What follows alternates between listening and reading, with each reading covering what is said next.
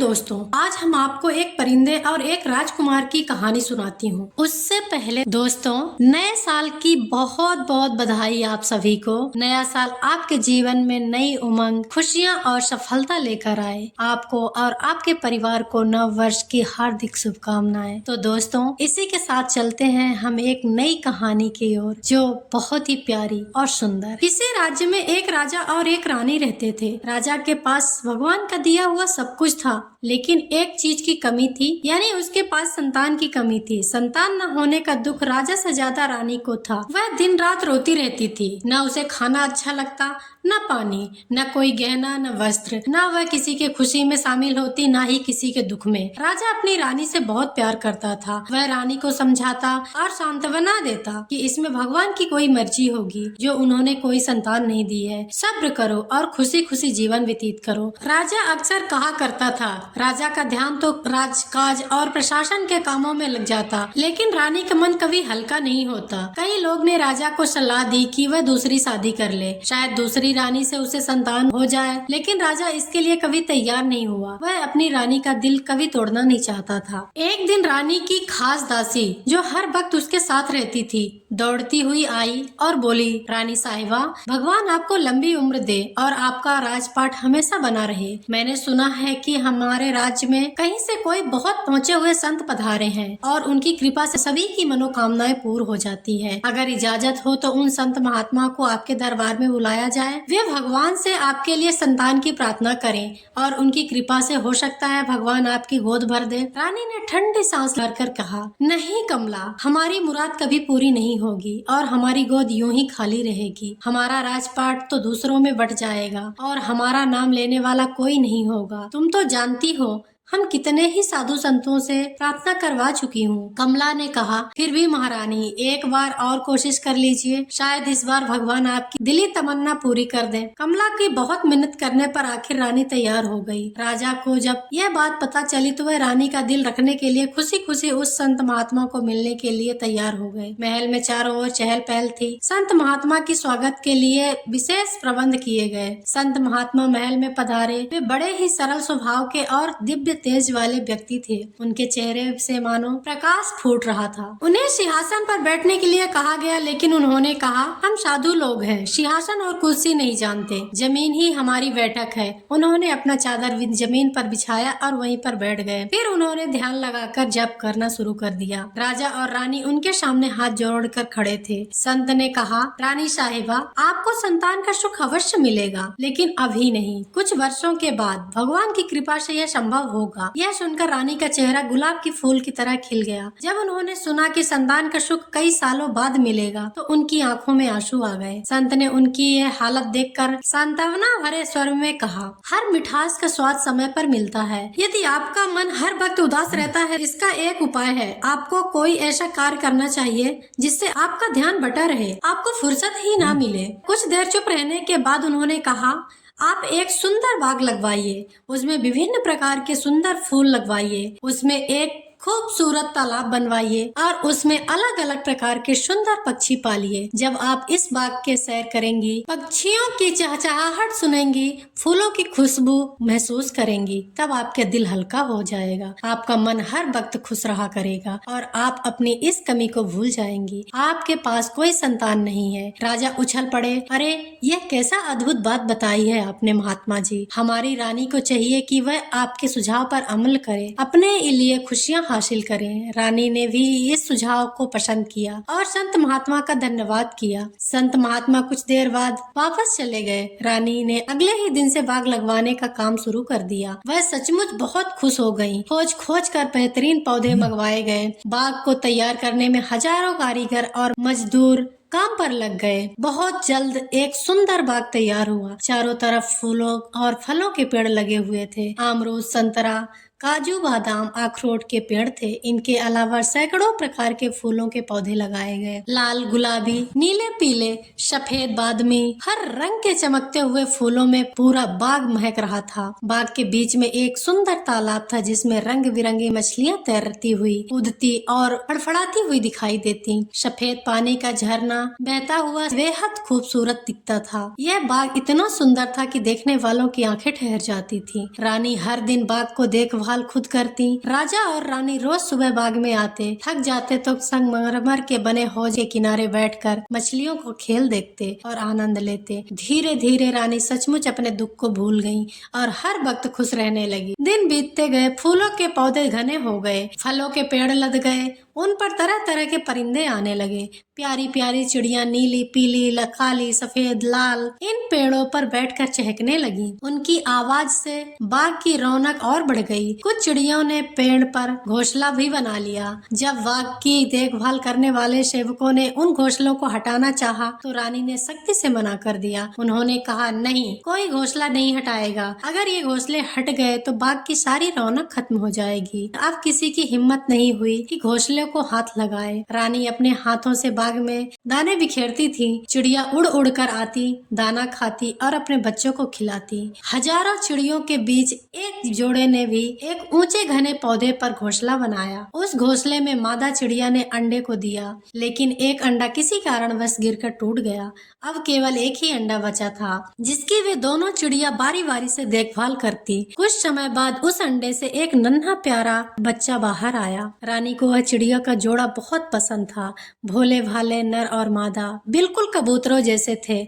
ना किसी से लड़ाई न झगड़ा। सारा दिन बाग में मस्ती से घूमते, उड़ते, खेलते और दाना चुगते। रानी को यह जोड़ा इतना प्रिय हो गया था कि जब वे अपनी हथेली पर गेहूं या जौ के दाने रखती तो वह चिड़िया जोड़ा उड़कर उनके हाथों पर जाता और दाने उठा ले जाता। रानी ने अपने हथेली पर दाना रखकर और परिंदा बार बार उड़कर आता और दाने उठा कर ले जाता। रानी को यह नजारा बहुत प्यारा लगता। वह हंसती रहती और परिंदे को दाना खिलाती रहती। कई दिन गुजर गए। परिंदे का बच्चा बड़ा हो गया। उसका छोटा सा मोटा गोल मटोल शरीर, गर्म गर्म नन्हे पैर और गोल गोल गुलाबी आंखें। जब वह रानी की तरफ देखता तो रानी के दिल में एक मीठी सी हलचल होती। यह बच्चा बेहद मासूम और प्यारा था।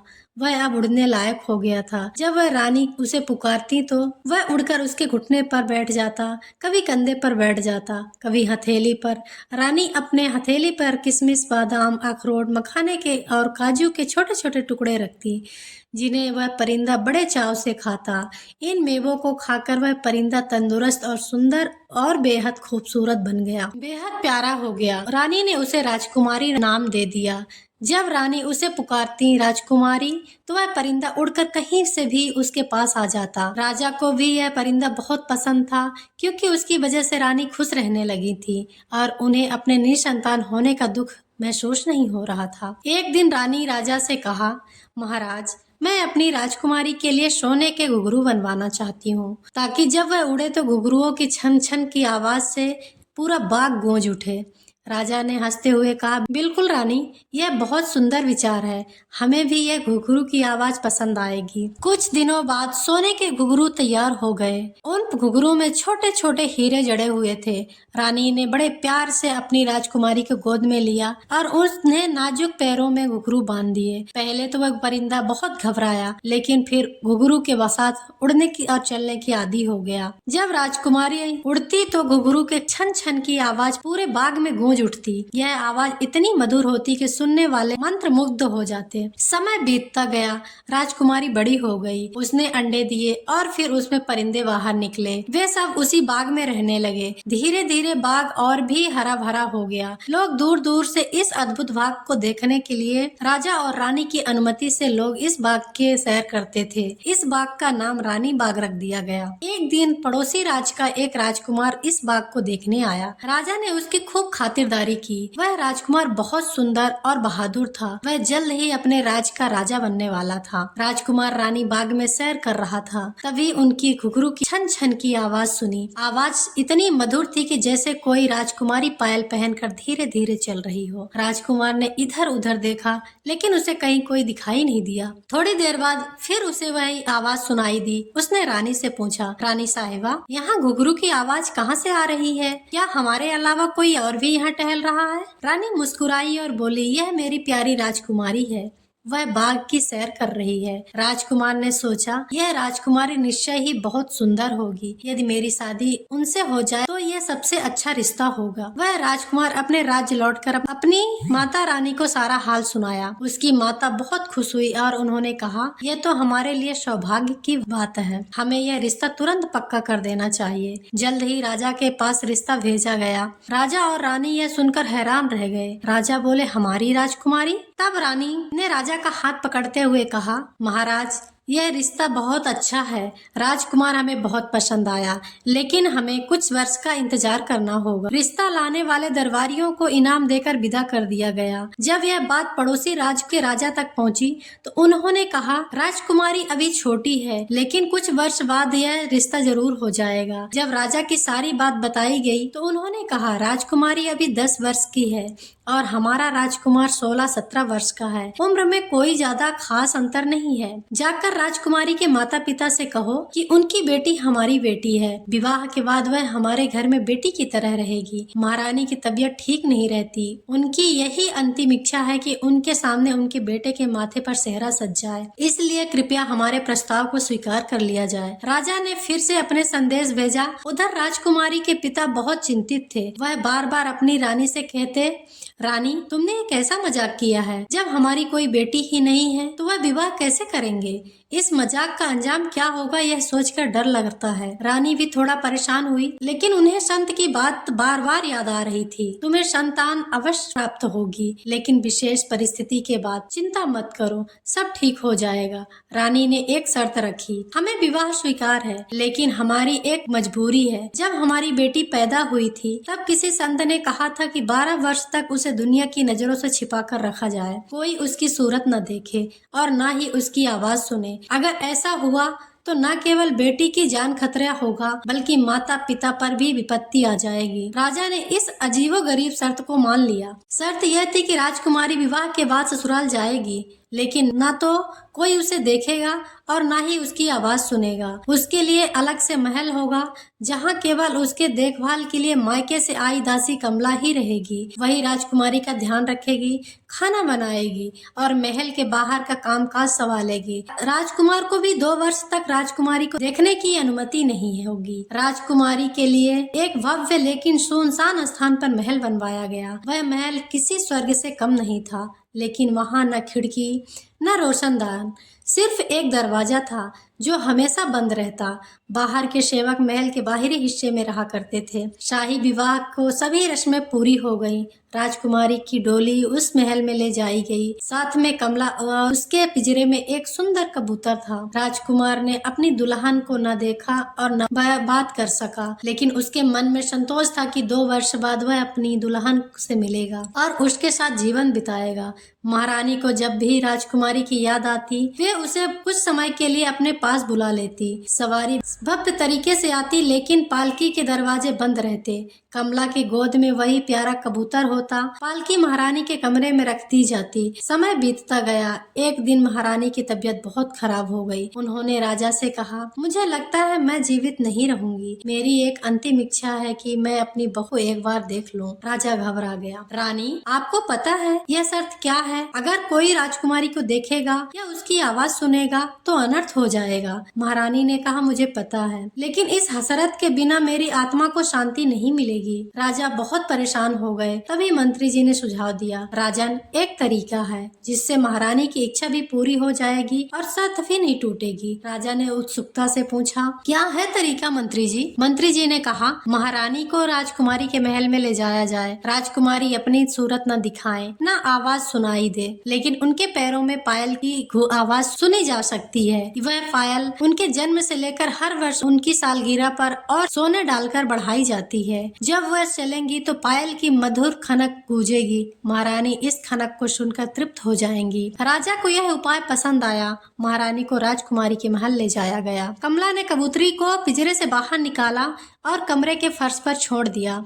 कबूतरी ने कमरे में इधर उधर उड़ान भरने लगी। उसकी पायल की खनक कमरे में गूंजने लगी। महारानी ने वह खनक सुनी और उसके चेहरे पर संतोष की मुस्कान आ गई। उन्होंने कहा, अब मैं शांति से जा सकती हूँ। उसी रात महारानी का निधन हो गया। पूरा राज्य शोक में डूब गया। 6 महीने तक राजमहल में शोक मनाया गया। जब शोक का माहौल खत्म हुआ तो राजकुमार के मन में अपनी दुल्हन को देखने की तीव्र इच्छा हुई। माँ के जाने के बाद वह अकेला और उदास रहने लगा था। न शिकार में मन लगता, न तलवारबाजी में। अब राजकुमार के सब्र का बांध टूटने वाला था। 2 वर्ष पूरे नहीं हुए थे मगर राजकुमार शर्त तोड़ने पर तुल गया। क्या करता, दिल से मजबूर था। उसने अपने मित्र महामंत्री के पुत्र के साथ सलाह की, जो राजकुमार की ही आयु का था। दोनों बचपन से साथ खेलते आए थे। महामंत्री के पुत्र ने सलाह दी, एक रस्सी के सहारे महल की दीवार के नीचे उतर जाइए और राजकुमारी के फर्श में जाकर उसे देख लीजिए। आखिर वह आपकी पत्नी है, आपको अधिकार है उसे देखने का। मंत्री जी के पुत्र ने आगे कहा,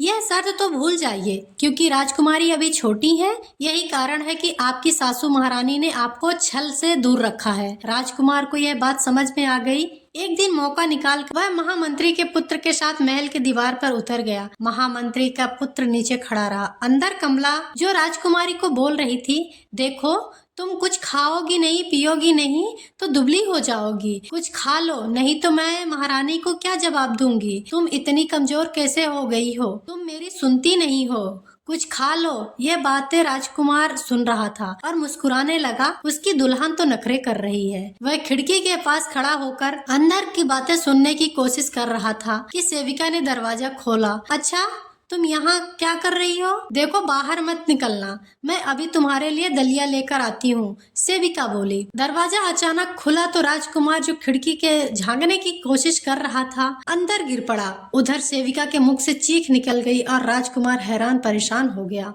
राजकुमारी, जो कक्ष में इधर उधर भाग रही थी, अचानक पंख फैलाकर उड़कर चली गई और उसके पैरों में बधे घुंघरू छन छन बजते हुए दूर चले गए। बदहवास होकर चिल्लाई, मैं मर गई, मैं लुट गई, महारानी मुझे जीवित नहीं छोड़ेगी। राजकुमार भी घबराया हुआ दौड़ पड़ा।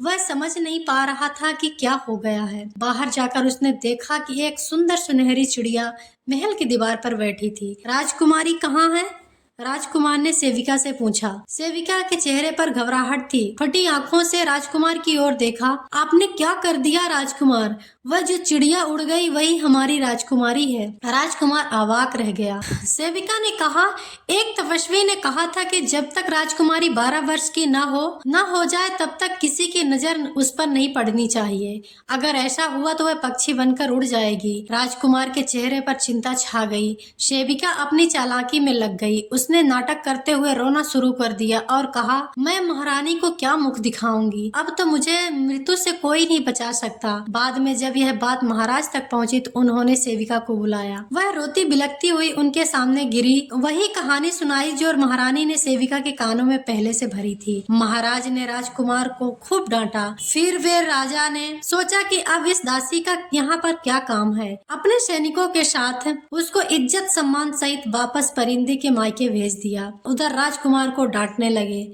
पर एक लौता बेटा था, बोल देते तो कुछ कर बैठता या कहीं चला जाता तो उनके राजपाट का क्या होता। यह सोचकर राजा कुछ नहीं बोला और राजकुमार रोज अपने मित्र मंत्री के बेटे के साथ रोज उसी मार्ग में जाया करता जहाँ से राजकुमारी परिंदी जिस राह से गई थी। इधर उधर जंगल में, डालियों में, झाड़ियों के बीच में और नदी के किनारे रोज ढूंढा करते।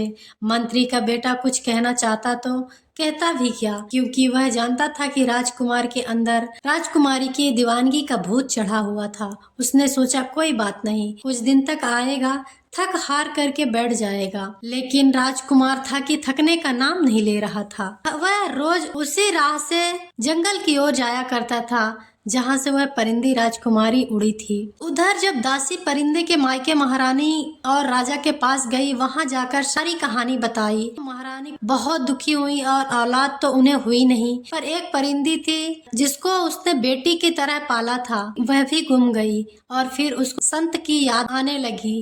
क्यों संत ने भी झूठ बोला था कि संतान जरूर मिलेगी और संतान का सुख मिलेगा, पर संतान तो मिली नहीं, जो थी वो भी चली गई। यह सोचकर महारानी बहुत दुखी रहने लगी। इतनी दुखी होती थी कि उनका मन अब नहीं लगता था। महारानी रोज अपने बागों में जाया तो करती थी, पर अब उनके मन में कोई रौनक नहीं और कोई खुशी नहीं थी, और न कोई बाग में रौनक थी। वह उदास होकर तालाब के किनारे बने उस हौजे में बैठ जाती और मछलियों को देखा करती थी। दिन बीतते गए, राजकुमारी का कोई पता नहीं चला। महारानी का हृदय टूट चुका था। उन्होंने राजकुमारी को अपनी संतान की तरह पाला था और अब वह उड़कर कहीं चली गई थी। एक दिन महारानी महल के बगीचे में टहल रही थी, तभी उन्होंने घुघरी की हल्की हल्की आवाज सुनाई दी और महारानी ने चौंक करके देखा। उनको ऐसा आभास हुआ कि उनकी बेटी राजकुमारी वापस आ गई है। उन्होंने आवाज दी, बेटी तुम वापस आ गई हो, तुम कहाँ हो? इतना कहते हुए उनकी आंख भर आई। अचानक एक मधुर आवाज आई, माँ मैं यहाँ हूँ। महारानी ने सामने देखा, एक सुंदर सुनहरी वेशभूषा में सजी बालिका उनके सामने खड़ी थी। उसकी आंखों में चमक थी, गाल गुलाब की तरह लाल थे और आंखें और लंबे बाल श्रावण की घटाओं की तरह लहरा रहे थे। मेरी बच्ची। महारानी ने उसे गले लगा लिया और पूछा, तुम यहाँ कैसे आई, किस तरह से आई? लड़की के वेश में। तब लड़की ने बताया, कहानी लंबी है, आइए आराम से बैठ करके बातें करते हैं। इतने में महाराज भी उधर आ गए और उन्होंने जब यह नजारा देखा तो हैरान के साथ साथ बहुत खुश भी हुए थे और अपनी बेटी को गले लगा लिया। बालिका ने बताया, जब मैं कक्ष से बाहर निकली तब घबराकर उड़ते उड़ते जंगल पहुंच गई और एक पेड़ के डाल पर जा बैठी। और वहां बैठने के बाद मुझे माँ की याद आने लगी और मैं रोने लगी। उसी पेड़ के नीचे वहां एक तपस्वी मिले। मेरे आंसू उनके ऊपर गिरे तो उन्होंने मुझे नीचे बुलाया और अपने मंत्रों से मुझे मानव बना दिया। महल में खुशी का माहौल छा गया था। राजकुमार को यह शुभ समाचार भेजा गया। कुछ समय बाद राजकुमार का विवाह राजकुमारी के साथ फिर से बड़े धूमधाम से हुआ और सभी खुशी से महाराज, महारानी, राजकुमार, राजकुमारी ने एक सुखी जीवन व्यतीत किया। महारानी बहुत खुश थी क्योंकि संत महात्मा का आशीर्वाद उन्हें मिल गया था। तो दोस्तों, ये थी एक परिंदे और राजकुमारी की कहानी। दोस्तों, ये कहानी आपको कैसी लगी है प्लीज कमेंट करके बताया करें। दोस्तों, अगर आपको ये कहानी पसंद आई है तो इसे लाइक करें। अगर हमारे चैनल को सब्सक्राइब नहीं किया तो प्लीज सब्सक्राइब कर लें। बेल आइकन के बटन को जरूर दबा लें ताकि हमारी इसी तरह से आने वाली कहानी आप तक मिलती रहे और हम आपको इसी तरह से नई नई कहानियाँ की जानकारी लेकर आते रहें। तब तक के लिए नमस्कार। जय हिंद, जय भारत।